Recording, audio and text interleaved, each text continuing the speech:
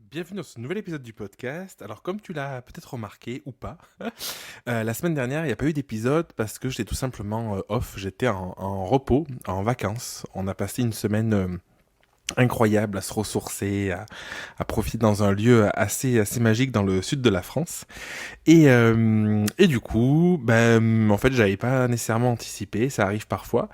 Et puis j'avais pas l'énergie, la motivation et je me suis dit c'est ok, je fais pas d'épisode et l'épisode d'après ne sera que mieux. Donc on se retrouve aujourd'hui et aujourd'hui j'aimerais te parler d'un sujet, je pense, qui va fortement t'intéresser, j'espère en tout cas.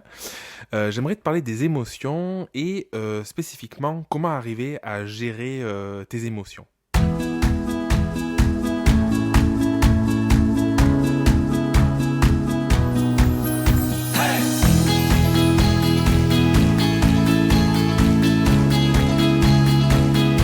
Je sais que c'est un sujet aujourd'hui qui va sûrement peut-être faire débat, qui va en tout cas peut-être te permettre de revoir ta position, de bousculer un peu tes croyances ou ta manière de voir les choses.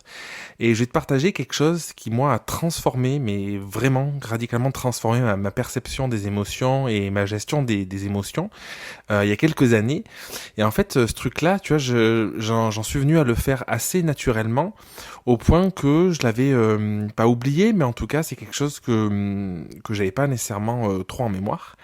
Et dans l'Agro-Académie, lors du dernier coaching de groupe, il y a Caroline qui nous a rejoint récemment, qui est psychologue, et en fait qui a mis en avant le fait que les émotions ne sont pas associées directement à nous, mais passent à travers nous. Et c'est exactement ce dont je veux te parler aujourd'hui. Ça veut dire quoi, les émotions qui passent à travers nous? En fait, souvent, quand on ressent une émotion, on va avoir tendance à dire, je suis en colère, je sais pas, je suis énervé, je suis frustré, je suis fatigué, bon, la fatigue, c'est pas une émotion, mais je suis, souvent, on va le prendre personnellement, je suis agacé, je suis irrité, tout ce que tu veux. Et en fait, on va se créer une émotion avec ça. Et en fait, en disant je suis, on va directement l'intégrer en partant du principe que on est l'émotion. Et ce qui se passe, c'est que la réalité, c'est qu'une émotion ne nous appartient pas. Une émotion, elle est générée par un acte, souvent extérieur, un acte, une personne, une situation. Et ce qui va se passer, c'est que l'émotion, on va la ressentir.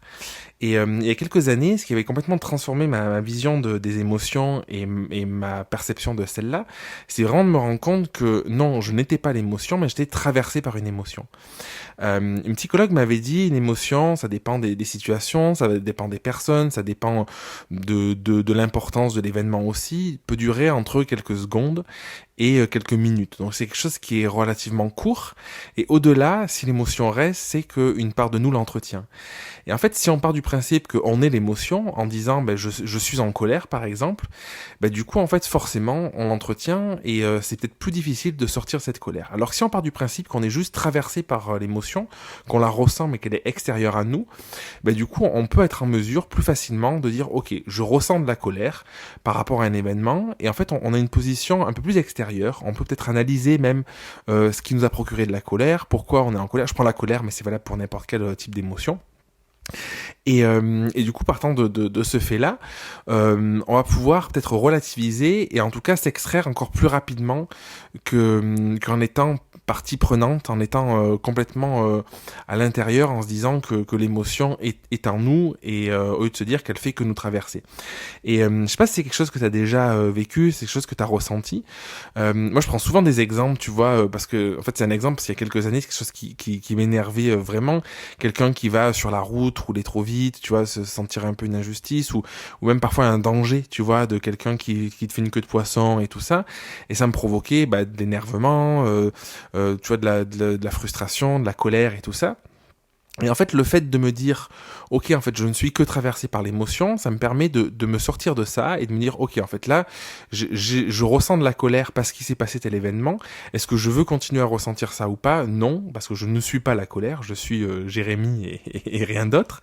Et du coup, de ce postulat, je peux choisir une autre émotion, je peux choisir de me connecter à un moment, par exemple, plus harmonieux, plus doux. Je peux même choisir, par exemple, de voir la personne qui est à l'origine de l'action ou du fait qui a procuré en moi un sentiment de colère, me dire, ben, cette personne, peut-être qu'elle a des circonstances aggravantes, peut-être que elle est pas bien dans sa vie, peut-être qu'elle avait quelque chose elle avait du retard, ou voilà, peu importe. Et c'est valable pour une situation comme ça, c'est valable avec un proche, quand quelqu'un te fait une remarque ou te dit quelque chose, ou même pas avoir de la colère contre toi.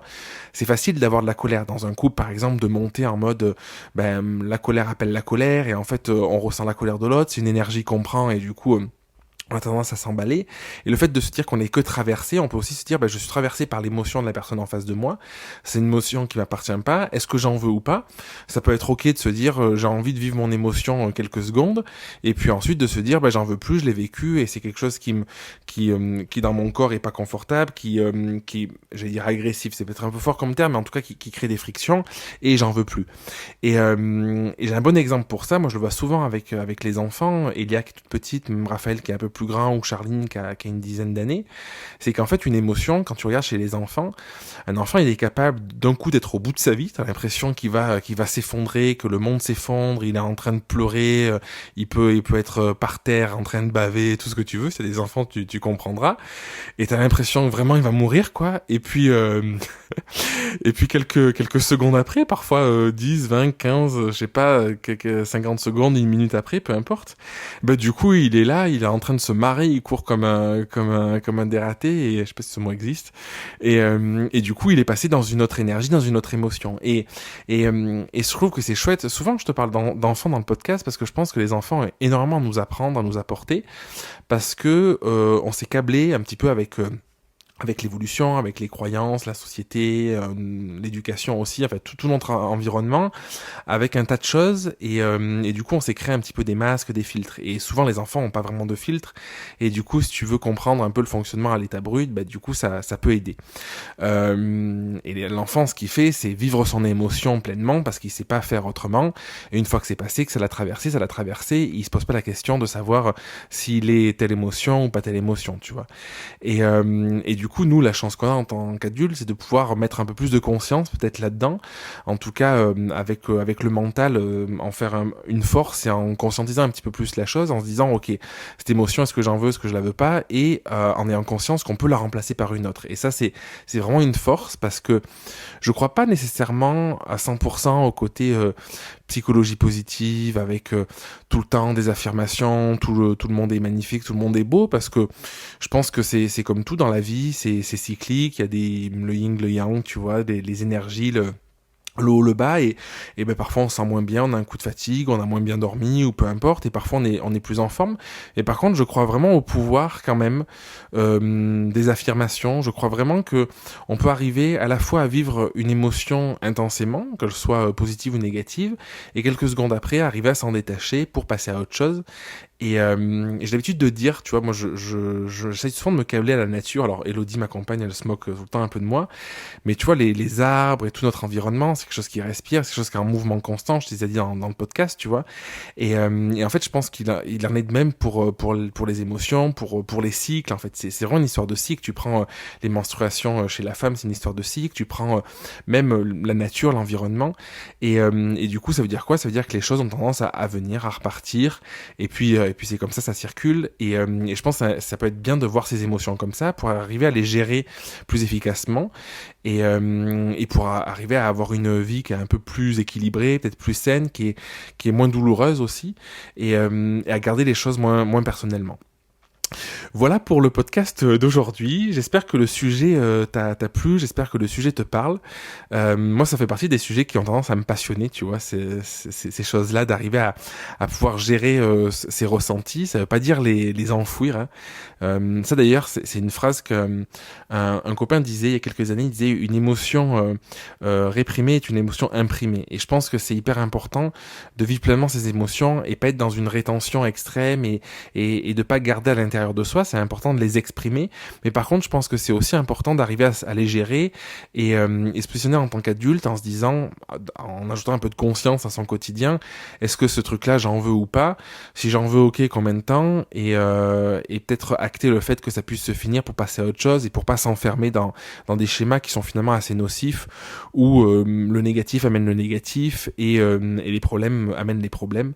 Et moi je préfère en tout cas personnellement une vie où j'essaye de voir le positif en toute chose, que tout est apprentissage, et je trouve que c'est beaucoup plus chouette. Je sais pas comment le dire. Bref, je t'embrasse et puis je te dis à la semaine prochaine pour un prochain épisode du podcast. Merci d'avoir écouté l'épisode jusqu'au bout.